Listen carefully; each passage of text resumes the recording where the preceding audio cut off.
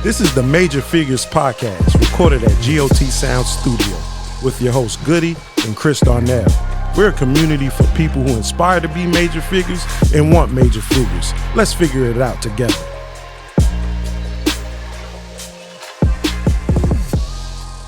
What's going on? What's going on? What's up? It's another episode of Major Figures Podcast with your hosts Chris Darnell and Goody. Today we have an amazing show. We have an amazing guest on here today. We have Miss Naida Rutherford.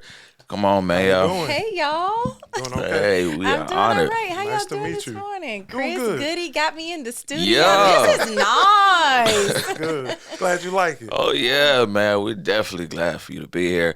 Now, can you let people know who you are? My name is Naida Rutherford. I am the Richland County Coroner, but above all else, before being a mom, before being the coroner, I'm just a public servant, man. I'm just here to serve the people. Oh, man. So how long have you been the coroner? I have been the coroner since my election in 2020. The 2020, historical okay. election that was. It was made pretty history. amazing. Yeah, we made history 3 times, which was pretty dope. The first woman, the first person of color, and the first medical professional to ever hold the seat in the 173-year history. So you didn't have to have no type of medical background to be that, to have that position? You can be a plumber in the state of South Carolina and be the coroner. Get out of here. What? Yeah, and I love plumbers. Like, they make a whole lot of money. And they do, like, they're amazing people. But you can literally have just a high school diploma and run for coroner in the state of South Carolina. So That's wild. I'm trying to understand because they don't know any like medical terminology or know anything like that. So No, sir. Is that going to be changed? Is people working on changing that? Or So they did amend the rules back in 2010, and there have been a couple of folks who've really kind of pushed to change the requirements. But I think we think about it in terms of Richland County, which is the largest coroner's office in the state. We investigate more deaths. We have more deaths here in the state. But for the smaller counties that may only have like a few deaths a year, you know, the requirements are a little bit. it makes sense. It makes sense, right? So then you push out people who are willing to do it because it's not a glamorous job right. by any stretch of the imagination. I think that I make it look a little bit different than other coroners have done in the past, but it's not a glamorous job, and you really have to have a stomach for it. You could have all the degrees, but you may not have the stomach to do it. That's true. That's very true. So how did you always want to be like how did this come Right, like, how about? did I'm you just get trying to into like this? how did you get from Chris and Goody are like, what happened? What happened in your life now? You're such a bubbly personality and like a I good am. speaking voice and all that. So how did you get to that? So let me tell you guys this very quick story. Growing up, I grew up in the foster care system. I was a ward of the state. Like, I never had anybody who said, what would you like to be when you grow up? I mean, it was kind of like living in a nightmare. So why would you even dare to dream kind of thing? Wow. And so I had never heard of a coroner. I saw my first dead body when I was about 9 or 10 years old. It did not freak me out.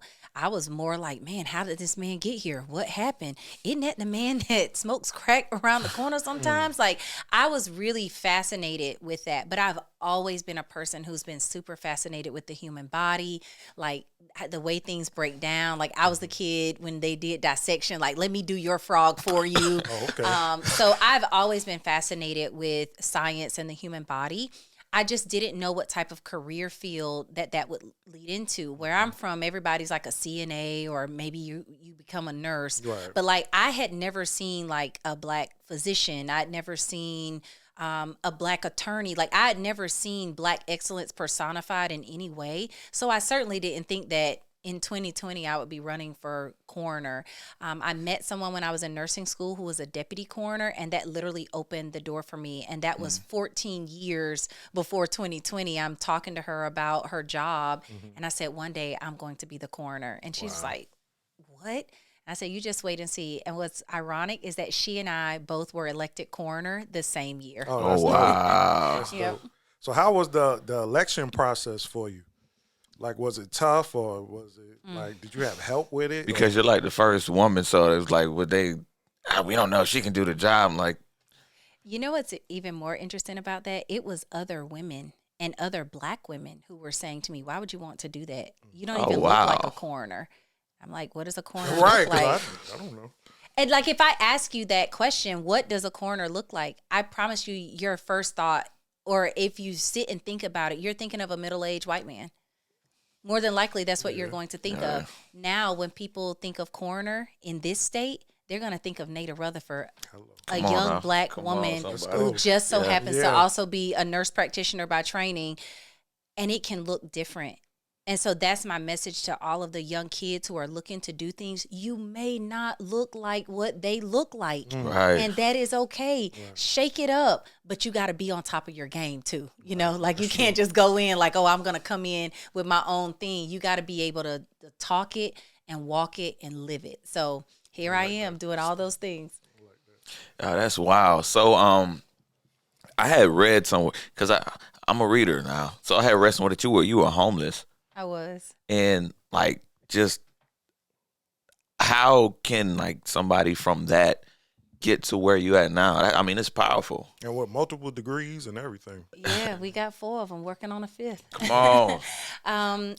So the story of that is that now there are rules against what happened to me as an 18-year-old kid that aged out of foster care. Now there are like whole federal systems in place to make sure that kids like me don't fall through the crack. But if you're a foster kid and you grow up in foster care, your chances of going to college and completing college is like 1%.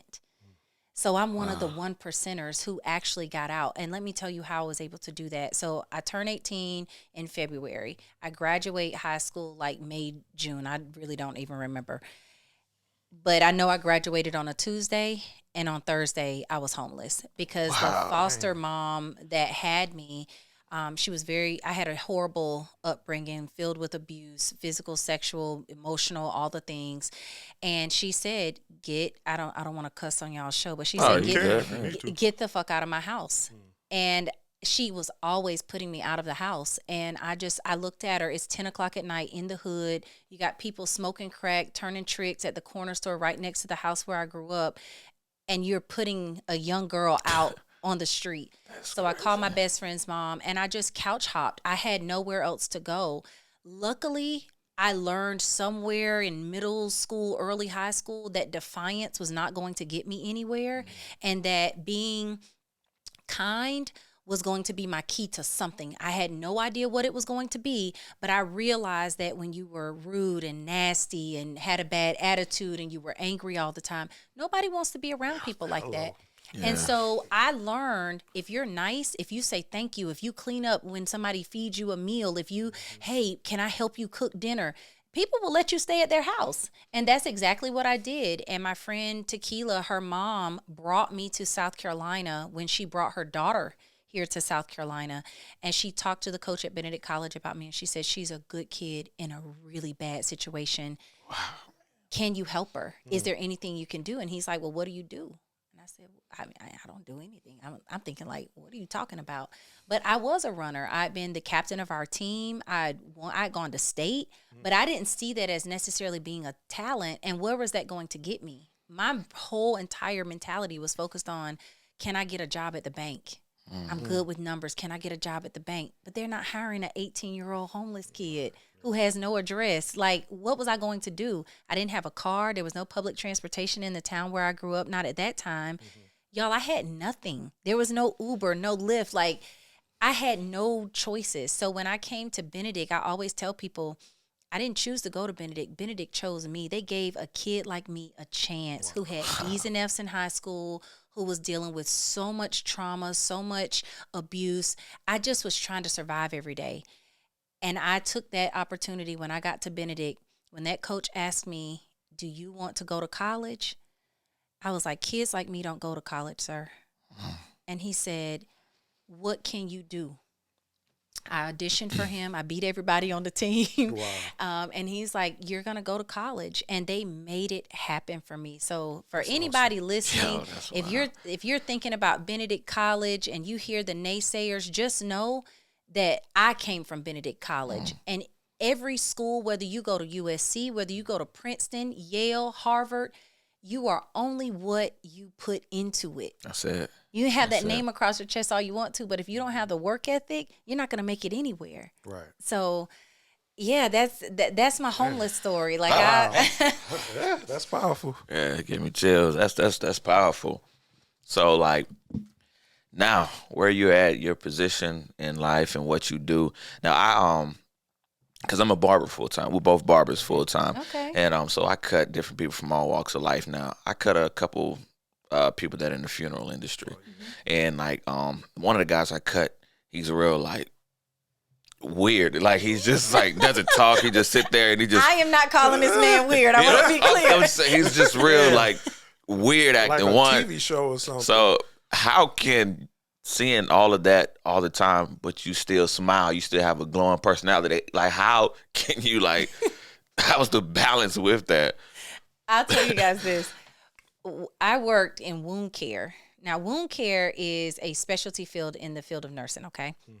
And it's gross. And the type of wound nurse that I was, literally the surgeons would call me for the train wrecks. That's bad. When the surgeon calls you and says, I need your help, that's the kind of wound nurse that I was. I had dealt with the worst of the worst of the worst.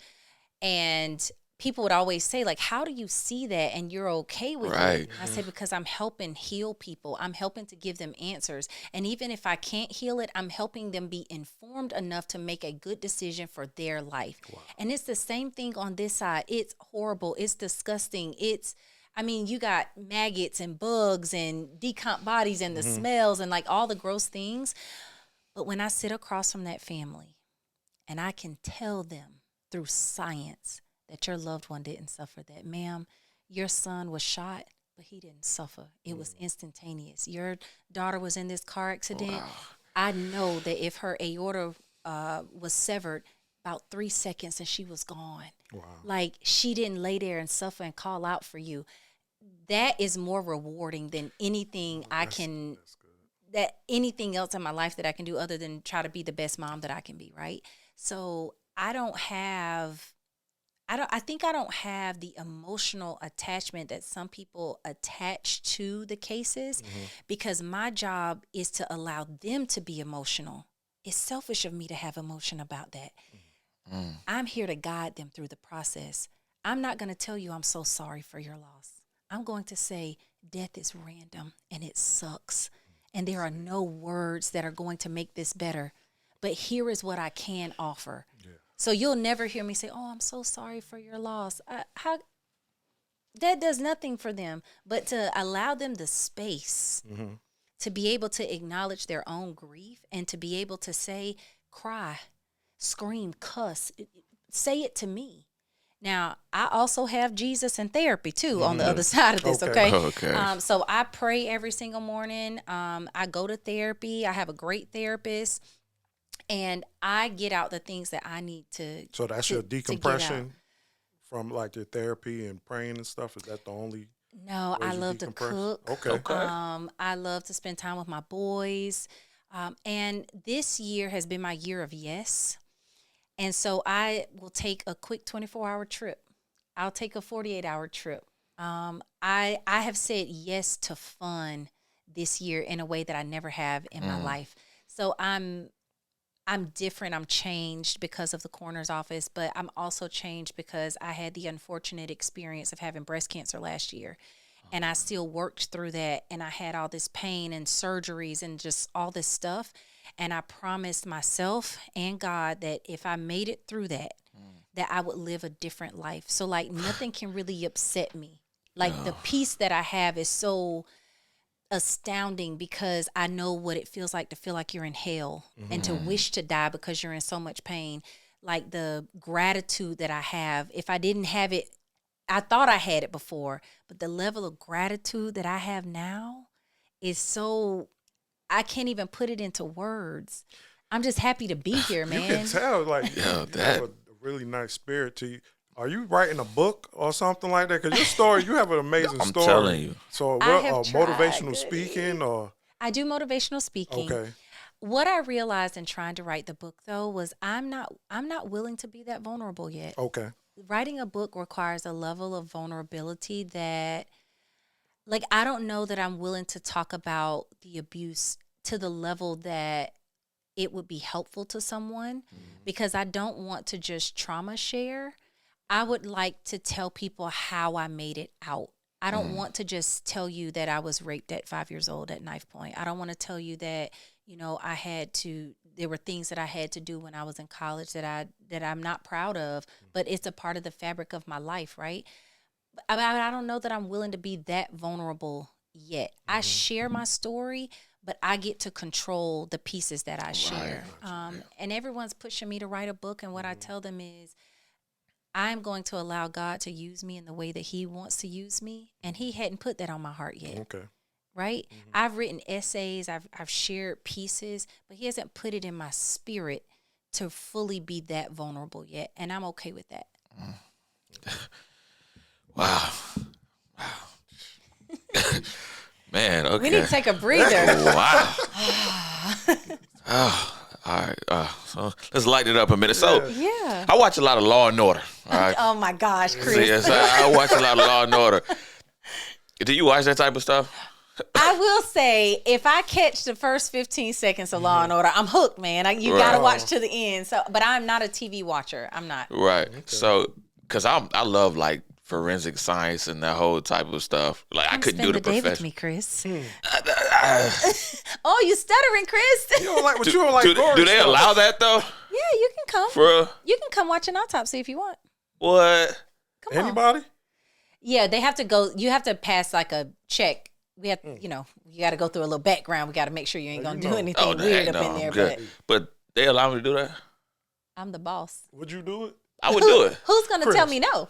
You would do that. It depends on what it is. He don't even like the sight of blood. It depends on you don't what like it is blood. First. It depends on what it is first. Okay. It depends on what it is. Something in his in the deal. Because he sent me the craziest thing that pop across social media. Oh, Queasy. He can't look at none of that stuff. You're not about to punk my friend out I don't know why he doing me like today. that. I don't know why he doing me like that. You don't like that stuff. So the shows and stuff like that, the type of stuff they doing, that's like, is that even close to even being real?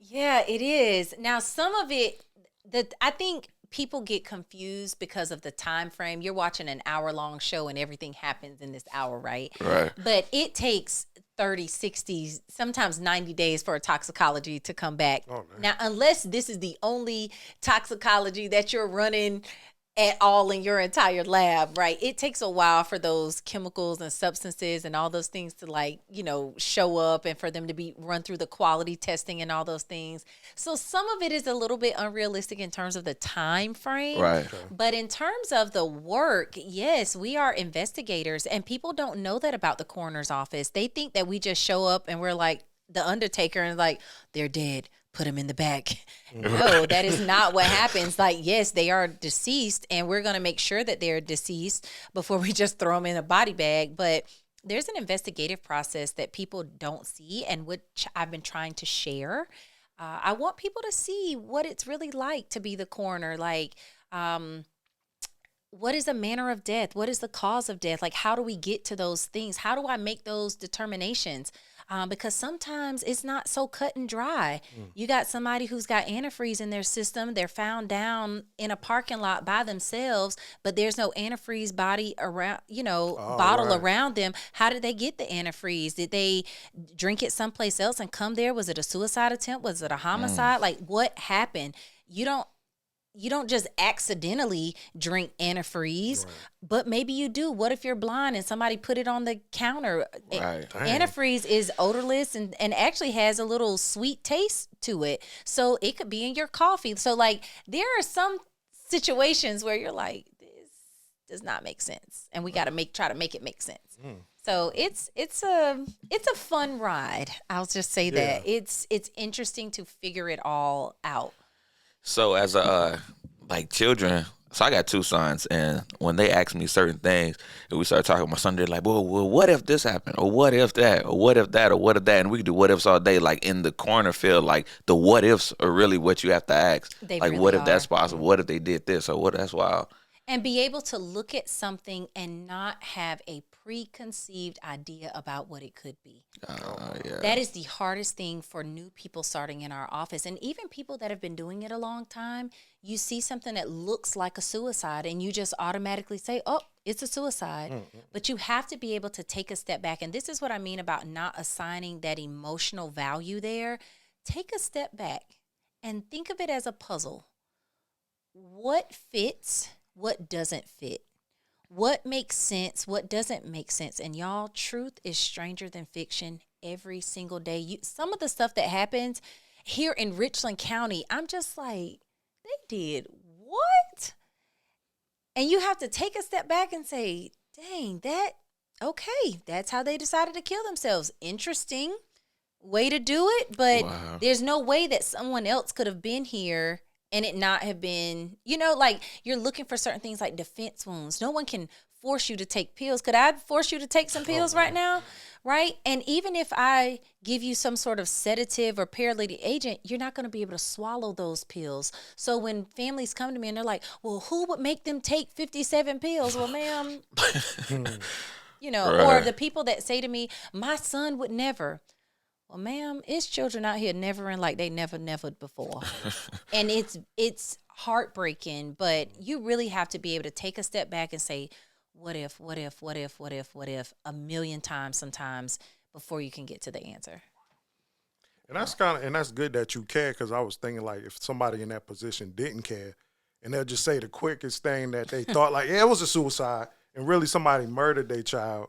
Yes. And all that. So you have to care to be in that type of position. And you have to take breaks so that you can come back and look at it with fresh eyes. There are times we do these things called case reviews, and there are times where I will say, put it on my desk. I will come back and look at that again. Even if I think I know what the answer is, I will come back. I'll wait a week sometimes. Like, let me really roll this over in my brain, and sometimes I get a different answer. And those are the cases where it really matters, like what really happened here. And it helps families have better closure too when you've really taken the time to dig that deep. So just say you get to a scene or whatever, and like you're unable to identify the person, there's no ID or anything like that. What's the protocol for that? So we look for clues around the body, anything. What type of T-shirt do they have on? Is it an expensive T-shirt? Is it a cheap T-shirt? Does it have a name on it? What kind of shoes are they wearing? Do they have good hygiene? Even though we found this body, does it look like someone who took care of themselves?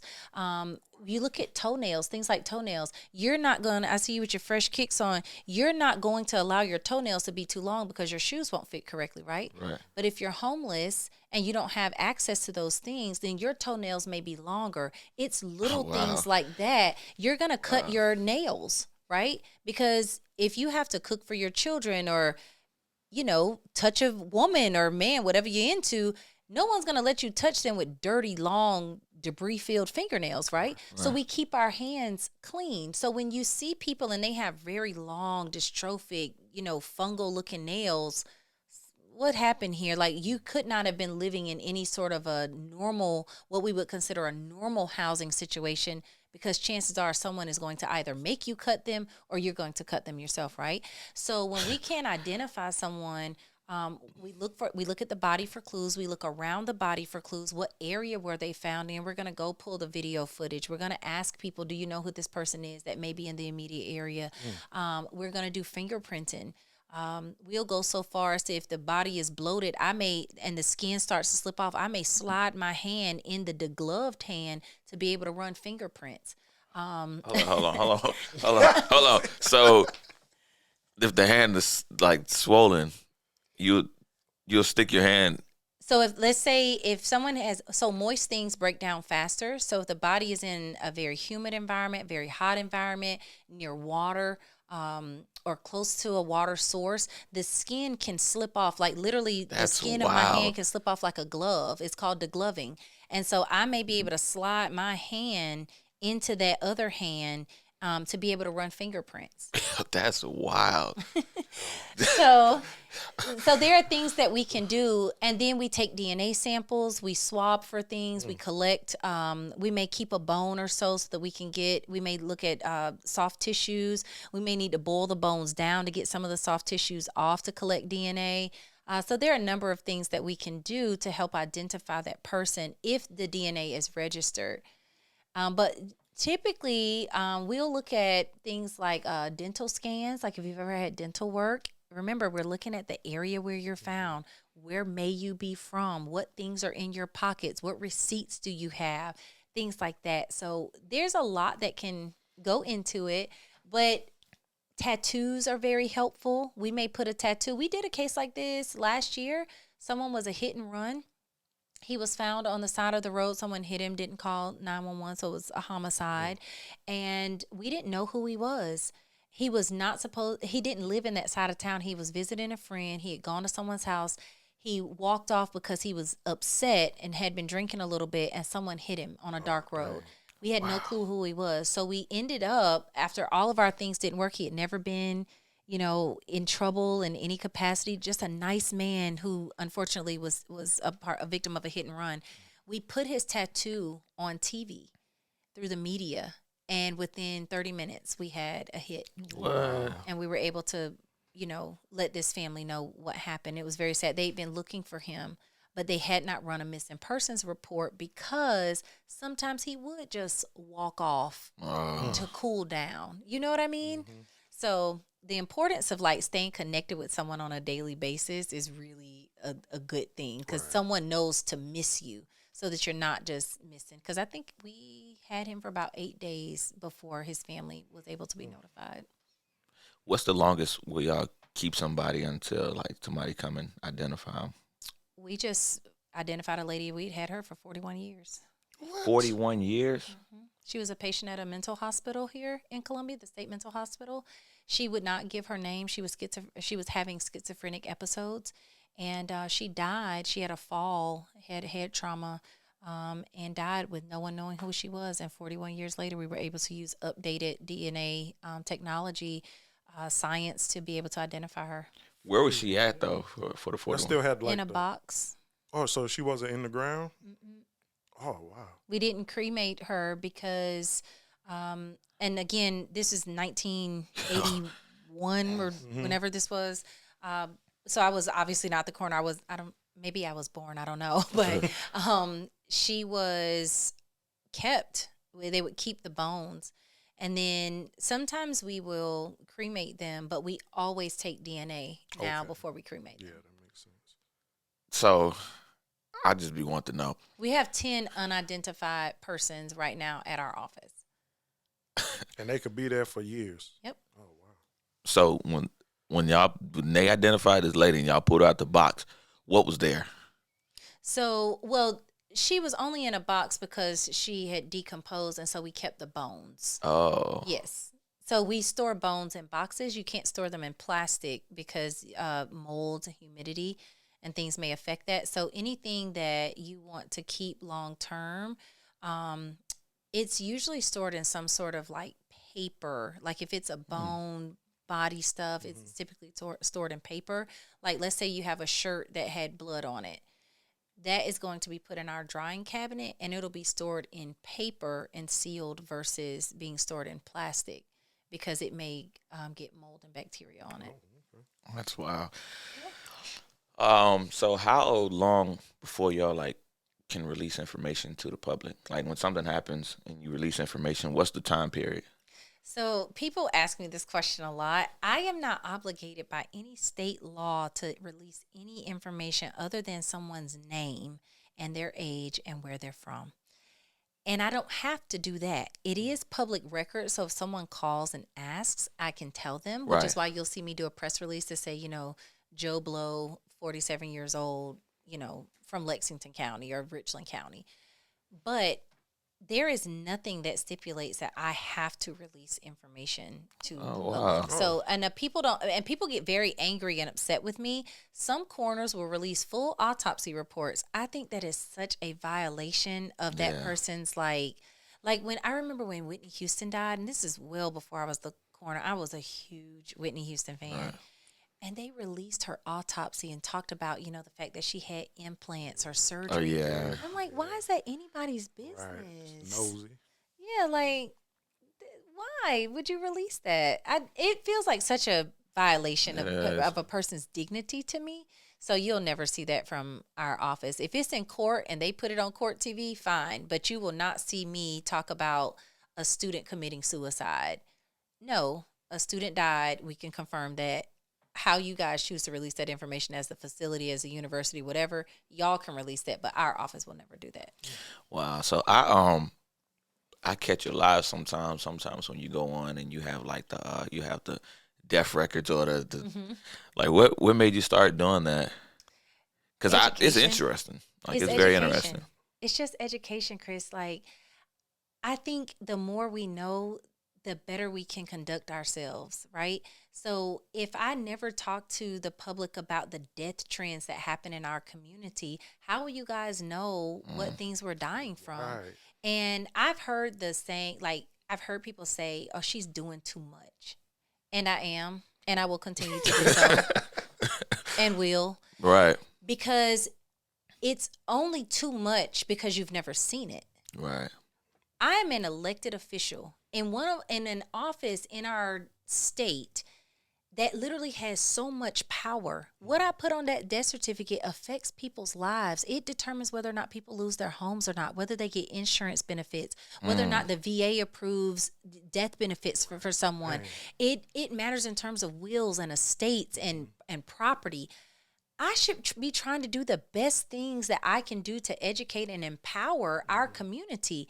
Because the coroner's office, while it serves the entire county, it is often Black and brown people who are most affected by unexpected deaths.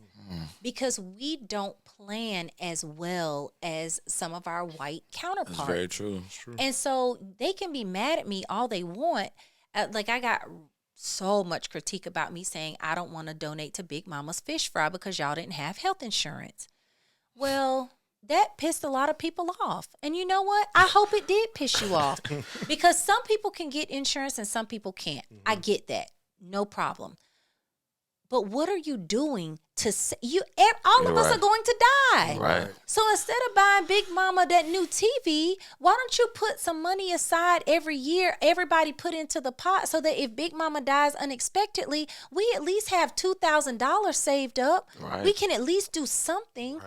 But we often become financially destitute when someone dies because we want to do so much when they die. But really, you could have planned for this while they were living. Funerals cost a lot less if you prepay for them. Yeah.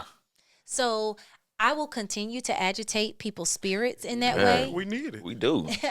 I want us to be prepared. When I was a nurse working in the ER, Goody, when we die, the devastation of losing our patriarch, our matriarch, and our families is incredibly difficult, right? But no one plans. No one plans. Now, if someone gets in a car accident or hit by a drunk driver or what have you, right? Like, we can understand that. But none of us are thinking about what happens if one of us dies. Y'all can get together and put together a family reunion. Right. Why not get together at that same family reunion and say, everybody put $20 in the funeral pot?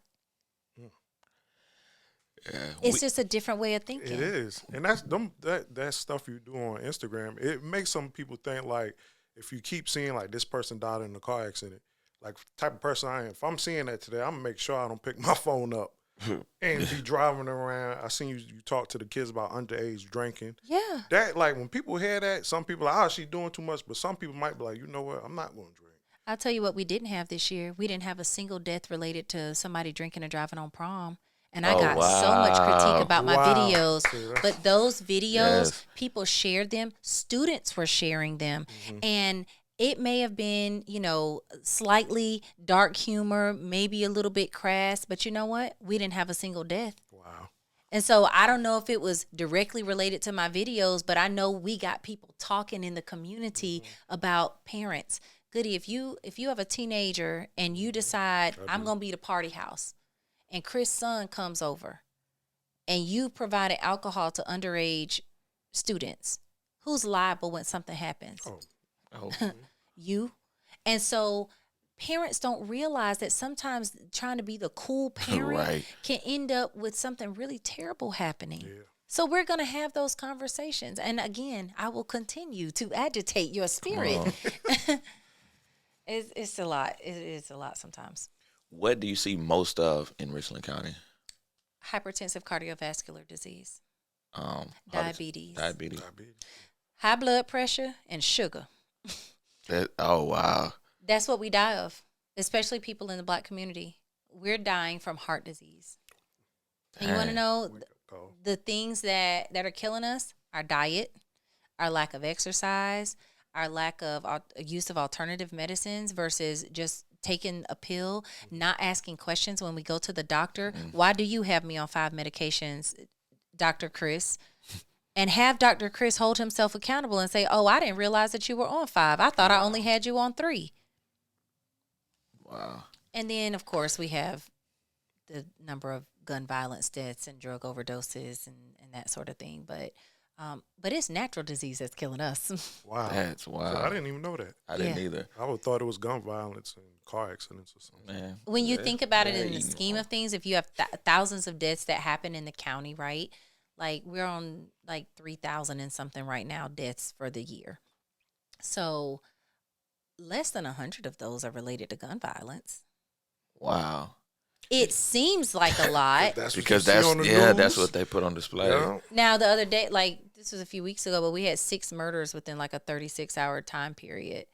That is a lot, okay? Yeah. It's a lot. But natural disease is killing us more than gun violence. The fact that we choose to eat, bacon with every meal. I love bacon. I know. But there's a time and a place on for it. chicken. Yeah. What? All the fried things, like those things do contribute, man. And my biological father, he has not been to the doctor in I'd say 30 years. He just do not do the doctor, and I don't want to go and they tell me something wrong. I don't want to know. But I'll tell you this. I have 2 schools of thought on that. You can live a life of ignorance and not want to know. And I get that because I understand what it's like to be sick. I mean, I just went through this last year. I went for a regular mammogram. I'm making videos like, oh, this is going to be great to show people that a mammogram is safe and it's it's no big deal. And then you get an abnormal mammogram. I get that, the weight, the heaviness of that. Yeah. But I also know that early detection saves lives. Early detection. And had I not been diagnosed when I would have had a much different course. My tumor grew from 7 to 12 in a 3-week time period. Wow. This thing was coming no matter which way I was trying to slice it. I'm going to get second and third opinions. And they're all looking at me like, we understand that you want to get as many opinions as possible, but the treatment is still the same. We're taking them off. So I get the different schools of thought there, but it really just it depends on where you place value. I want to live to see my kids grow up. I want to become a grandma one day. Right. And some people don't value that. Yeah. Yeah. Dang. It's wild. It is. Now, y'all, we got to talk about something positive. Let's talk about something upbeat. Y'all got us All right, sad and reflective and introspective. Man. I'm over here. Chris is depressed in like 5 minutes. Oh, man. So, what do you do for fun? Yeah. Okay, so I'm a girly girl. I love to shop. I love to put on makeup. I like to do my hair. I get, called the Barbie coroner sometimes because I do I like to be cute, okay? I love dressing up. It's my favorite thing. Sometimes I just put on a sequin gown around my house and cook dinner. Oh yeah, I'm super extra in that way. Yes, all the time. Boy. So if you see me out in my sequin gown at the grocery store, just smile and wave and just keep going. I really love to spend time with my boys. They are, how do they say it? It's a man's man. Right. These are rough and tough little boys, okay? Yeah. But I will get out there and I will throw the football. I just got in a wrestling match last night. I had to take him down. So I spend a lot of time with my boys, but I do like to travel. I love good food. So I like to cook good food or go find good food. So I'm definitely a snobby food eater, for real. I'm pretty down to earth, man. I like a backyard barbecue or a fish fry on a Friday, and Yeah, I like to chill. I can't really like drink or, really do anything because you're always on call. It's so Oh, okay. unpredictable. But when I'm off, and I route my phone calls. I'm like, only call me if there's a mass fatality type off. And so when I can travel, I do. I really love to get away because I feel like here I can't really like let my hair down. I love to dance. Y'all, I can't dance one lick, but I love it. So That's what's up. and music is like my go-to like every day. So like, I mean, I could be listening to anything from Snooki Norfolk to Rennie Rucci. Like I'm a huge Right. Rennie Rucci fan. She Okay. came in here right now. I probably bow. Like I love Rennie Rucci. And I'm not ashamed to say that, like there used to be a point where I was like, oh, I don't want to tell people I like trap. I love it all. I love it. Yeah. I don't necessarily agree with the messages, but just for entertainment that purposes, beat. I love it. Get I in love the it. mood. Yeah. So if you weren't doing like the coroner job, what would be your profession? What would you do? What would you want to do? Fashion. For real? I love fashion. I had a boutique. I did fashion shows here in Columbia. I used to do these once a year. We would do these fashion mobs, and I did one in a parking lot one time. One time we did it at Segra Park. We've done some really cool things, but you can't serve two masters. You got to choose that's what I was one. gonna And ask so in 2021, I decided I need to close the store. So it was heartbreaking because I did so many cool things with the store, but I got to dabble in that a little bit and realize that may not be what I want to do full time. But believe me, my friends still use me for fashion styling. I wrote a book on it. I have a book on Amazon. Okay. Yep, I do. What's It's it called called? the Naida Method, and it's in fitting room frustration. It helps women learn how to dress for their body type. I classified 6 different body types and showed women, the things that would make them look the best. And I'm really proud of that. Yeah, that's I like dope. to show young girls who may be interested in math and science, like STEM things, you can still be as girly as you want to be and bring all that feminine energy into very serious jobs. I know when to be serious, but I also know that I like, platform heels and mini skirts. Yeah, you know what I mean? It doesn't make me not smart because I like to dress fashionably. So I like to show young girls that you can be multifaceted. You don't have to be this one thing. So, but yeah, fashion would definitely be my, like if I could just like help people spend their money. Stylist.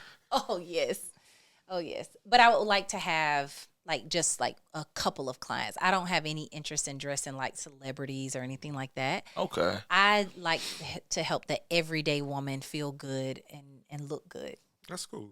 Yeah, so that would be my little thing. I read a lot too, but Okay. it's usually something about murder or serial killers. So I think that still kind of counts as work related. Yeah, it definitely is. You trying to solve out what's going on in the book? Yeah. Like what happened? Who really did it? So I like stuff like that. So you like games like Guess Who and Guess, like the clue games and all that stuff? Just ridiculous. Just Everything a nerd. that's related to the Just a nerd. Like if for people who like really know me, they're like, y'all, she ain't glamorous. She is a nerd. I am goofy, silly nerd. Yes. Yeah. Steve Urkel level nerd. Oh, yeah. man. Oh man, that's Absolutely. what's up. So you were always in like science and stuff. Just that's pretty I cool. be Though. doing science. I do science experiments that I probably shouldn't do. Like I showed my children how to connect a circuit one time, and we could play a cake like a piano. Because if you connect the circuits the right way, you could play the food. You should look it up. It's really cool. What? That's some good Except my content. children took that too far because I told you I have boys, and they Right. plugged a watermelon into my socket. And man. blew out all the sockets in the Oh, bottom my part of my goodness. house. Oh, So wow. we have that kind of house where like any given day, something may or may not be on fire. Like Right. we will try stuff. Like we're the That's- I Mentos know and the that's fun, Coke. though. We will try some weird stuff because their mama is a nerd. Yeah, Yeah, that's cool. Yeah, that is Oh, pretty they cool. have fun. Yeah, we have a Man. good time. That's pretty cool. You got any questions, man? Man, no, that was an awesome interview. We appreciate you coming through. I Thank thank you, you Goody for and Chris. coming. For real. I appreciate y'all, man. Thank you for doing what you do. Like people always say, there's all these podcasts, there's all these different things, but everybody has their own voice and their own take and their own spin. So I really appreciate you guys even inviting me on. I'm very humbled to be on the show. Thank you. Oh, thank you. No problem. So that's it. It's another episode of Major Figures Podcast with Chris and Goody and our special guest, Naida Rutherford. Thank you. Be sure to stay tuned. We got a lot of great things coming. And Major Figures Podcast, we out.